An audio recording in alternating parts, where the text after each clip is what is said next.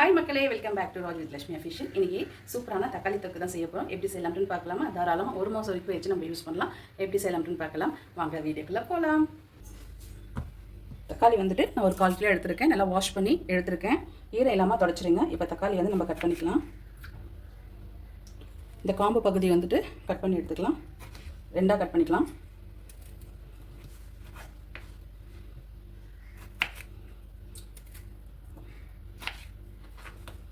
இந்த மாதிரி எல்லாமே நம்ம கட் பண்ணி எடுத்துக்கலாம்.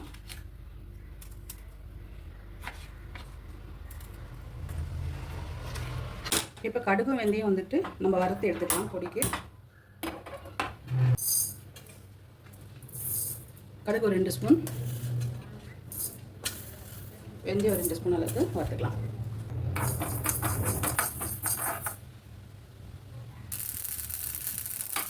கடுகு பாருங்கள் நல்லா பொரிஞ்சிருச்சு. இந்த பதத்துக்கு வந்துட்டு நம்ம எடுத்துக்கலாம். நம்ம வந்துட்டு எண்ணெய் ஊற்றிக்கலாம். ஒரு 2 டேபிள் ஸ்பூன் வர மாதிரி எண்ணெய் ஊற்றிக்கலாம். ஒரு 5 பல் பூண்டு போட்டுக்கலாம்.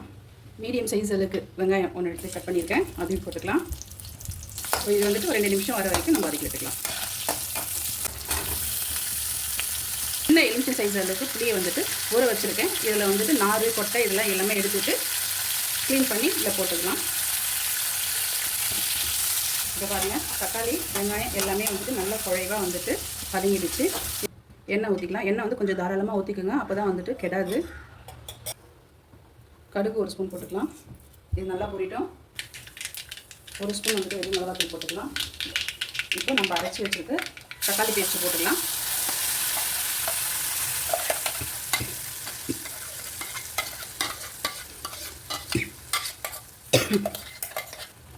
கொஞ்சோண்டு மஞ்சள் பொடி, உப்பு, பெருங்காயத்தூள்,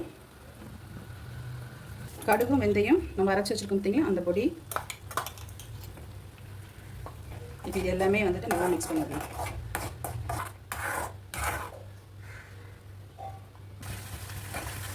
இங்கே பாருங்கள், கலர் எல்லாமே வந்துட்டு எந்த அளவுக்கு நல்லா மாறி இருக்குது. நல்லா ரா ஸ்மெல் போகிற வரைக்குமே வந்துட்டு எண்ணெயில் வந்துட்டு கலரிக்கிட்டே இருக்கலாம் கைவிட்டாமல். தக்காளி தொக்கு வந்துட்டு சூப்பராக வந்துட்டு ரெடி ஆகிடுச்சு. இங்கே பாருங்கள் எந்த அளவுக்கு எப்படி இருக்குது பாருங்கள்.